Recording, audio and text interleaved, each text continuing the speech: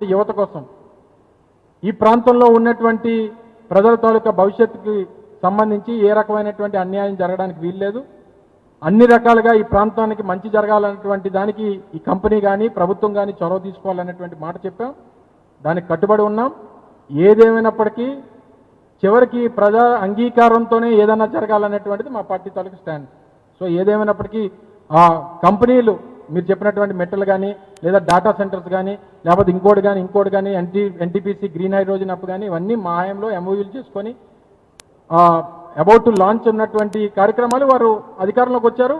ఈరోజు వారు క్రెడిట్ తీసుకునేటువంటి ప్రయత్నం చేస్తూ ఉన్నారు. సో ఏదైనా at the end of the day ఈ రాష్ట్రానికి మంచి జరగాలన్నటువంటిది మా తాపత్రయం. లేనటువంటి దానికోసం పాకులాడి లేనటువంటి తప్పుడు ప్రచారం మా మీద చేయొద్దు అనేటువంటిది మా తాలూకు సలహా.